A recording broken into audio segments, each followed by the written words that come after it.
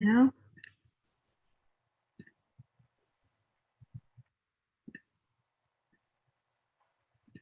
this might be our reader now, one of our other readers. Would you still like to do one story? Do the first one, either way?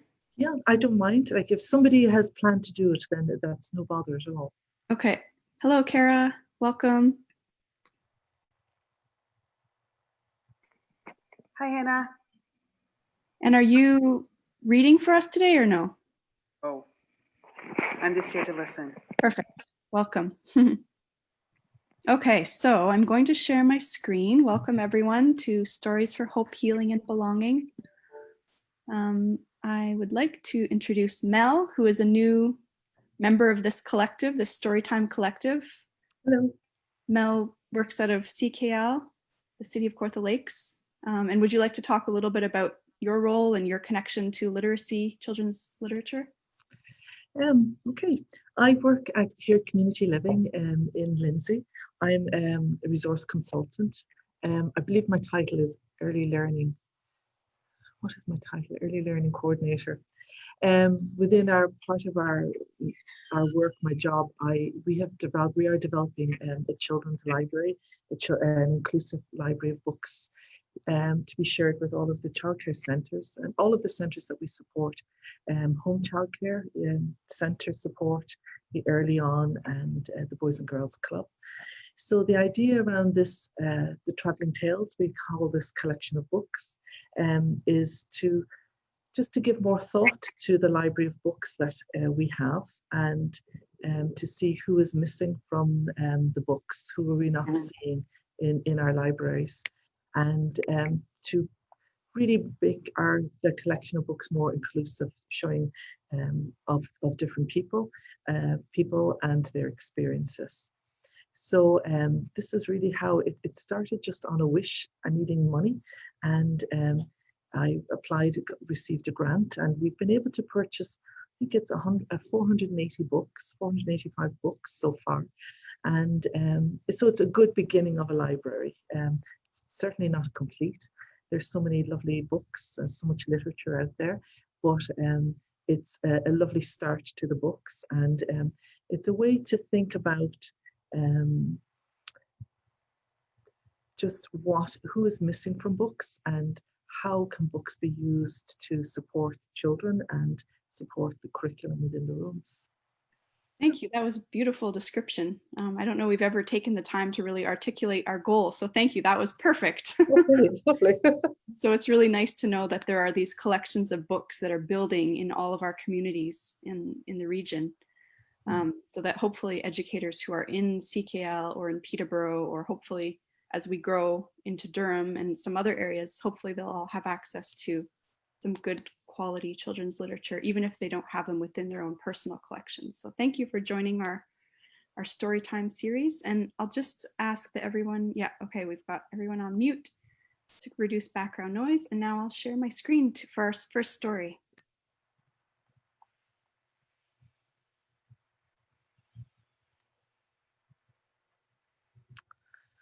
All right. This story is called Don't Touch My Hair, and it's written by Cherie Miller. I'm Aria, and this is my hair. I love my hair. It's soft and bouncy, and it grows up towards the sun like a flower. I love to put it up or down, styled or wild, I don't care. I just want it to be free. Actually, everyone loves my hair too. When I walk down the street, I hear so many compliments. It's so big. How'd you get it so fluffy? I wish I had hair like that. It's great that people love my hair, but some love it so much they want to touch it, and I don't like this. What does it feel like? They are so curious about my hair that they try to touch it even without asking for permission. Oh, I want to feel. Me too.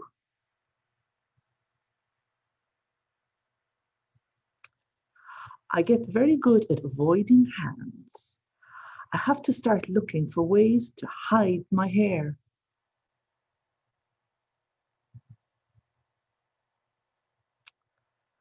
I try blending in with the scenery, but I'm quickly spotted. Over here!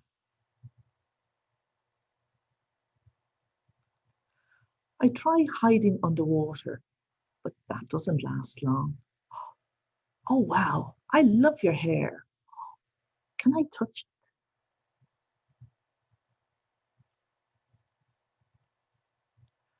I escape to the jungle, but the critters just can't keep their hands to themselves.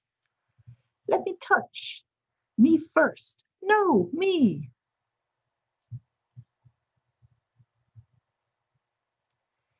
Even in the tallest castle tower, someone is always there, ready and waiting to touch my hair. Girl, your hair is fierce.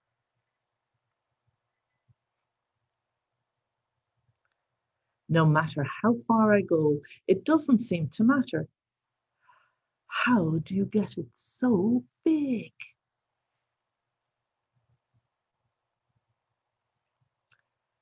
Finally, I find a place where no one wants to touch my hair. But after a few hours, I get lonely.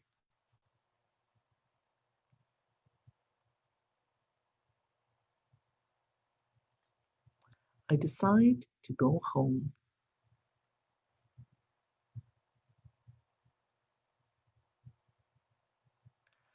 I try my best to ignore the attention, but as a hand sinks into my hair, wow, it looks so soft.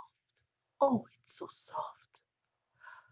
I decide I can't take it anymore.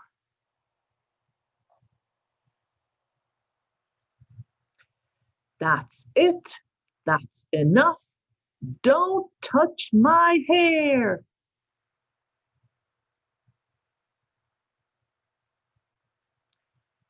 This is my hair. It's great that you love it. I love it too. But please, just look and don't touch without my permission.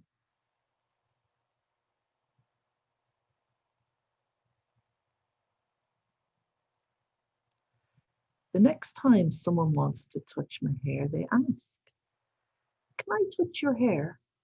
I reply, "Not today." Okay.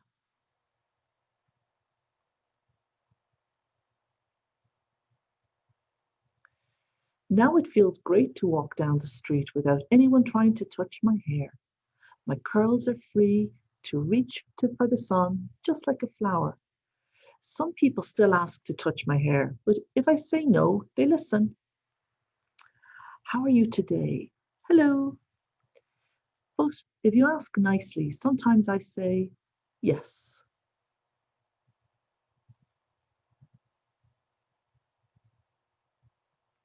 This is just the author's note here that I'm still having a hard time to read. Thank you. Beautiful story and beautiful reading. Thank you. So would you like to carry on with the next one? Is that all right? Okay, so this book is called Your Name is a Song.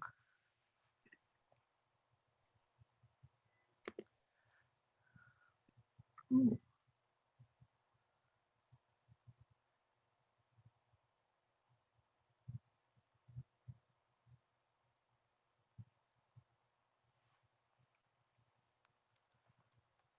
I'm not coming back ever again, the girl stomped.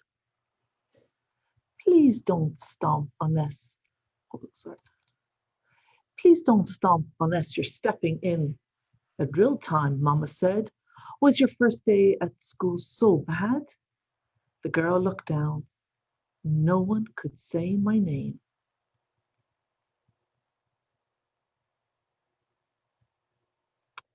No one? Not even your teacher? Mama asked. She tried. It got stuck in her mouth. A street musician swayed and played. Mama closed her eyes until she swayed too. Tell your teacher that your name is a song. The girl wrinkled her brows. I can't say that. Names aren't songs.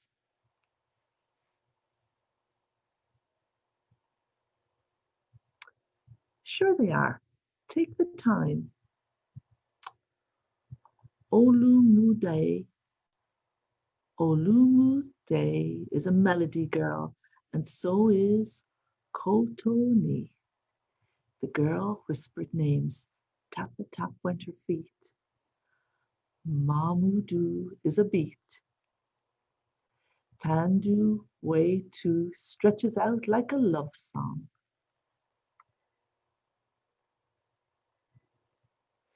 Yes, girl, names are songs. Sing your name. Your teacher will learn to sing it too. The girl did a little jig as she walked on, but then her feet slowed. Ommi, she called to her mama. During snack, some girls pretended to choke on my name.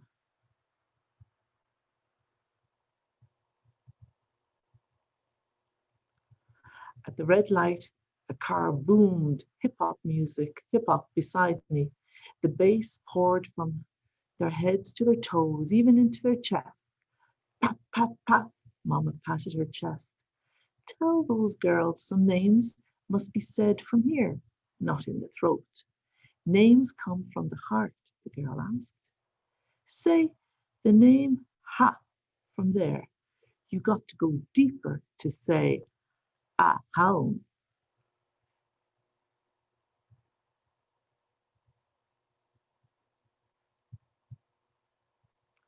As they crossed, the girl touched her chest. Hua Na is here. In Gozi goes deeper. It pokes me in the stomach.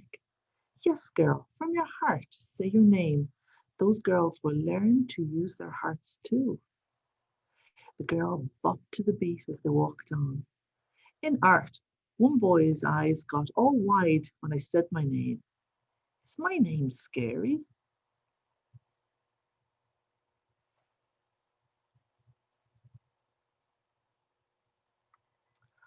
Wires sparked above the streetcar, and Mama and the girl jumped back, startled. Mama put a calming hand on the girl's shoulder. Tell that boy some names have fire. You can put fire in a name.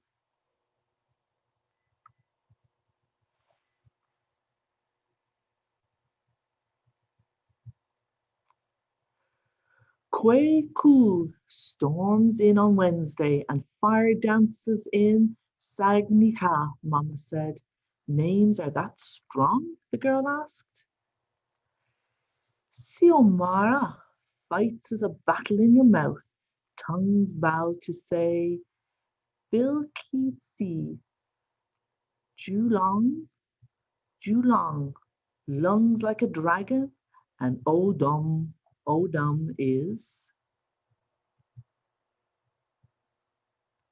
magnificent. The girl's lips trembled. Yes, girl, just like you. On her toes, the girl rose and kicked as they walked on. What about the kids at recess who said my name sounds made up?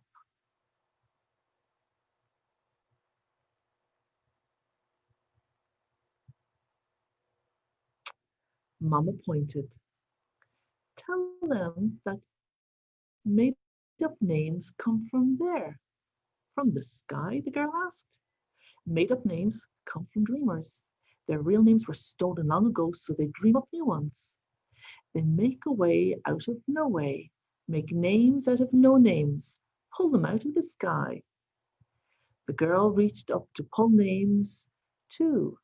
Teja and Trey Wan. They sit on clouds with Julie Trey.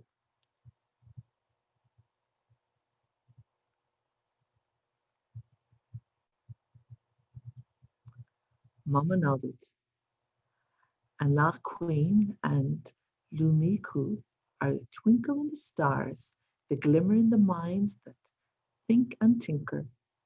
Are these names new songs? The girl asked. Yes, girl. Tell everybody to learn new songs too. The girl twirled and leapt to the sky and they walked on. The next day, the girl didn't want to go to school, but she had songs to teach.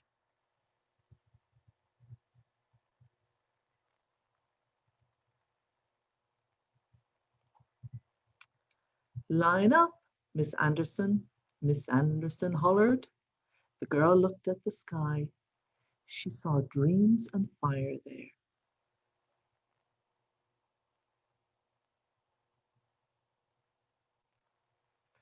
Miss Anderson hollered,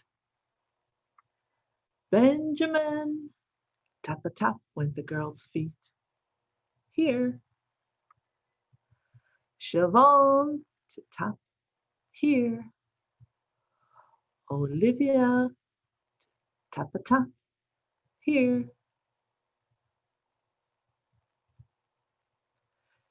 The girl stopped tapping. Her name was getting stuck in Miss Anderson's mouth again. Oh.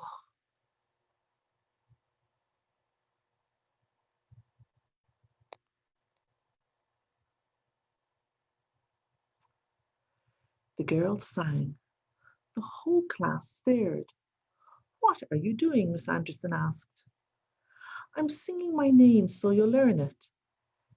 Names are not songs, Miss Anderson huffed. Miss Anderson, sang the girl. Miss Anderson frowned. Your name is a pretty song, said the girl. Miss Anderson.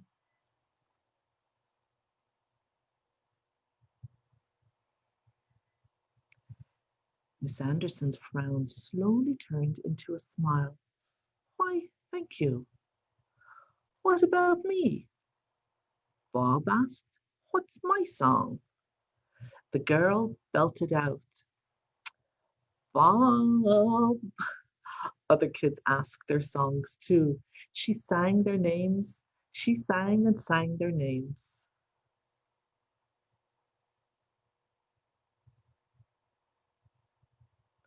Miss Anderson asked, could we hear your song again? The girl sang her name. The teacher sang it back. One kid sang it, then another, and another. Everyone sang her name. Kore Jali Muso.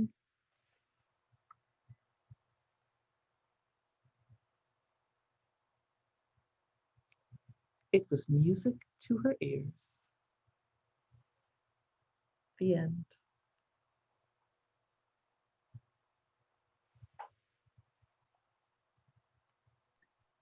Thank you. Another beautiful one. Just love time together to share these beautiful stories. Thank you for jumping in as our reader. That was really nice. Oh, you're welcome.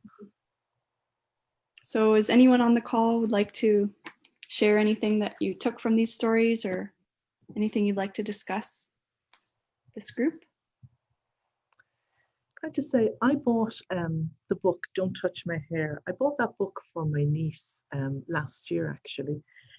We had a really lovely conversation. She called me and she said that her daughter, her little one, Veronica, that everyone is touching her hair. And she didn't know what to do about it. Because when she was small, people used to touch her hair all of the time. And she remembered the feeling and she didn't like the feeling. So what happened to her when she was about 6 or 7, she was playing hairdressers with her brother and they decided to cut her hair. So they cut off, her brother cut off all of her ringlets. And her mom was crying because she was so upset that her hair was gone, was cut off. But she was so happy that her curls were gone so then no one would touch her hair.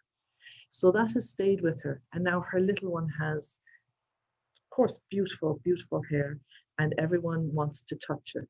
And people come up from the street touching it, family and friends. And what was happening is that her little one would, it was only 2.5, used to bend over to offer her head to be petted.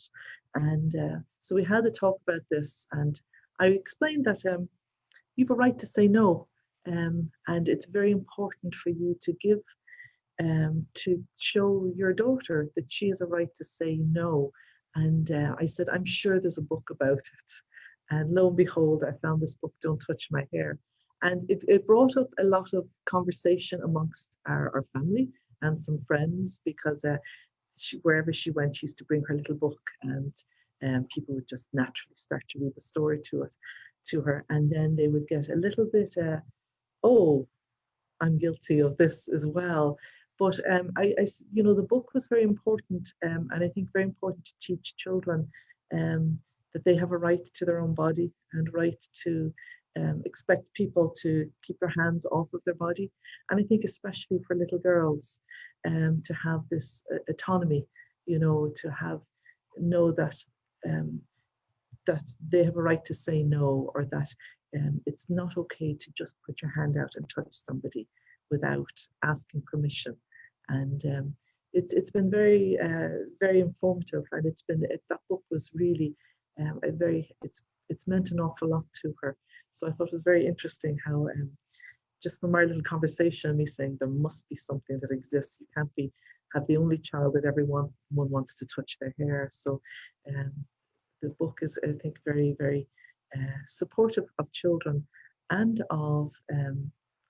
and to the parents as well, and to anyone who needs to have that voice. What a great resource, like a tool that this story is for that family. And I'm sure many families, that's exactly what I was thinking as we were reading through. I thought this must be something you keep in your back pocket for a lot of people who've found this book. And I see Yvonne's written in the chat that would apply to giving hugs to adults too. I was thinking this too. I had a question this week from someone who's interested in starting a diverse parenting group. Do you have any suggestions on how they could start? I think their goal is to introduce diverse stories and to question and disrupt norms related to parenting in North America. Yeah, I know that's an issue that I've heard talked about a lot, is that idea that children, I think up until fairly recently, the expectation was you would give a hug if you're told to. And I think that's shifting a lot in parenting conversations these days, to say we actually need to teach our children that they, like you've said, Mel, they have a right to their bodies and what they want. And so I think consent is an issue you can start to teach from a really young age. And this is such a great example of that. So yeah, do you have any reflections on families who are wanting to engage in more of this? I think having books like we've read, these two books today, Don't Touch My Hair and You Name It Is a Song. I think these books are very powerful. Oh, I think all children's books are powerful, and they are a wonderful tool and resource for adults as well. And oftentimes in both of these books, at the back there is the glossary, there's the author's note, and where there's more information to support the ideas that are throughout the book, and that can give more food for thought. And I think once we start reading these books like Don't Touch My Hair, and it's a great time to have conversations with children.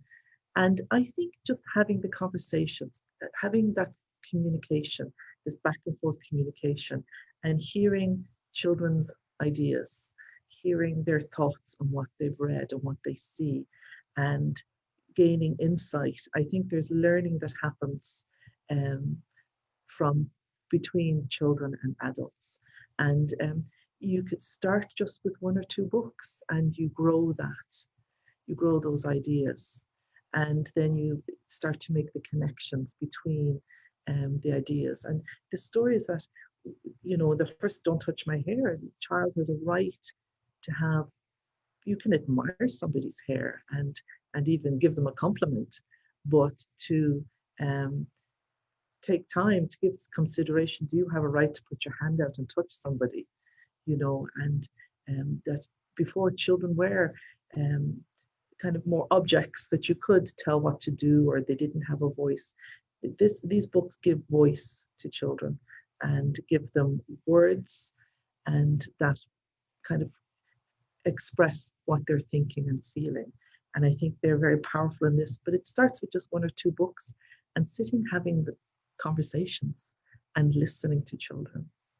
That's such a good piece of advice, that for the parenting group in particular, rather than just focusing on the parents and their perspectives, to be including that child's perspective as part of the conversation, because oftentimes children know exactly what they want or don't want, right? And so consulting them about things that include them, that involve them, I see on Facebook, we also have a comment here. The book gives the child the power to express their thoughts in a respectful way.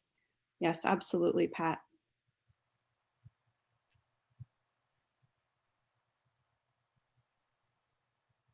Well, we've got a few minutes left. Any final thoughts, or with regards to the second story, I see adults' faces lighting up when they share their name story.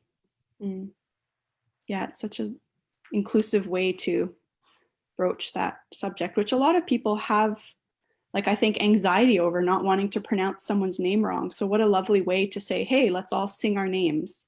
It's something that could be done with adults or children or both. What a great idea, Yvonne.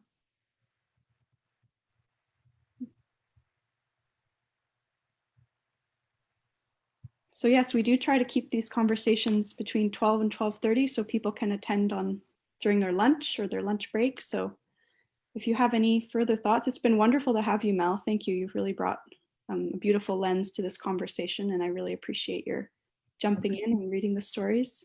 No, thank you. They're lovely, lovely stories. And it is lovely to hear, to see the diversity, to see different cultures in books. And because books are mirrors and windows, right? To see yourself and to see your experience, reflected in a book, and to see other people and other experiences. And I think when we start having books that show more than yourself being reflected, when they show other people, it just adds to the richness of the conversations. And certainly then your name is a song. What a lovely story to read to children, and for children to celebrate their name and to sing it, to have it, to hear other people sing it, and to have it, give it that time, that consideration. All of these things build children up and build those relationships, and they're very, very valuable. Mm-hmm. Thank you. So before we leave, for the three of us who are still on the Zoom call portion, would we each like to sing our names for those who are able to, as a way to close? So I can start. Hannah. Do you want me to go next? Yvonne. Yvonne. Mine is just Mel. Mel. Sounds like a bird. Thank you, everyone. Thank you so much. Thank you. Have a great afternoon. Bye. Bye-bye. Bye.